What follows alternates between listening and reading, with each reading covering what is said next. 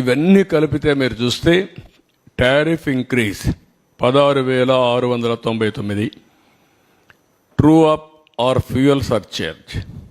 నాకు ఇవన్నీ కొత్త పదాలు అప్పట్లో లేవు. నేను ఉన్నప్పుడు నేను కరెంట్ ఛార్జ్ ఒకటే వేసేవాళ్ళం. ఇన్నోవేటివ్లో వచ్చారు వీళ్ళు, తెలివినంతా ఉపయోగించారు.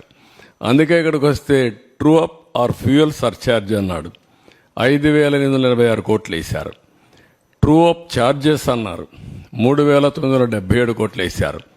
ఎలక్ట్రిసిటీ డ్యూటీ 5,604 కోట్లు అయింది. ఒక యూనిట్కి ₹1 వేశారు. ఆ డబ్బులు ఎవరికి పోవాలి? ఎలక్ట్రిసిటీ డ్యూటీ యూటిలిటీకి పోవాలి. గవర్నమెంట్ తీసుకున్నారు. గవర్నమెంట్ ఇవ్వవలసినటువంటి టారిఫ్ వేరియేషన్ ఉంటుంది. అగ్రికల్చర్కు మేము గ్యారంటీ ఇస్తాం, అది గవర్నమెంట్ పే చేయాలి, అది పే చేయలేదు.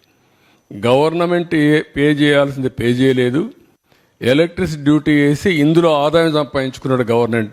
మళ్ళీ అలాంటి వేరియేషన్ చేశారు. టోటల్గా వచ్చే కొందికి 32,166 కోట్లు అయింది. ఇందులో మీరు చూస్తే 8,180 కోట్లు ఒక్క డొమెస్టిక్ కన్జ్యూమర్స్ పైన పడింది. ఆవరేజ్ టారిఫ్ డొమెస్టిక్ కన్జ్యూమర్స్ మీరు చూస్తే ₹3.87 నుంచి ₹5.63 పెరిగింది. అంటే 45% డొమెస్టిక్ అంటే ఇంటికి వాడేవాళ్ళపైన కరెంట్ ఛార్జీ పెరిగాయి. పూర్ కన్జ్యూమర్స్ ఎక్కువ సఫర్ అయ్యారు. పేదవాళ్ళ మీద భారం ఎక్కువ పడింది. అంటే 78-98% వాళ్ళ మీద పెరిగింది. ఇంకొక పక్కన మిడిల్ క్లాస్ చూసి 29% పెరిగింది. మొత్తం 1,53,00,000 మంది కన్జ్యూమర్స్ సఫర్ అయ్యారు. ఇంకొక పక్కన పెండింగ్ ఉంది ఇప్పుడు మళ్ళీ 17,137 కోట్లు ట్రూ అప్ ఫ్యూయల్ ఛార్జెస్ ఏపీఆర్సీలో పెండింగ్ ఉన్నాయి. ఇది మోర్ రిలవెంట్.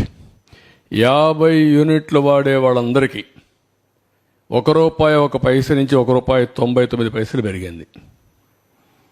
100 యూనిట్లు వాడే వాళ్ళకి ₹2.44 నుంచి ₹4.53 పెరిగింది. 86% పెరిగింది. 200 యూనిట్లు వాడేవాడికి ₹6.32 నుంచి ₹1,123 పెరిగింది. 78% పెరిగింది. 300 యూనిట్లు వాడేవాడికి 1,573 నుంచి 2,034 అంటే 29%. ఎప్పుడూ మాట్లాడుతూ ఉంటాడు పెత్తందారులని.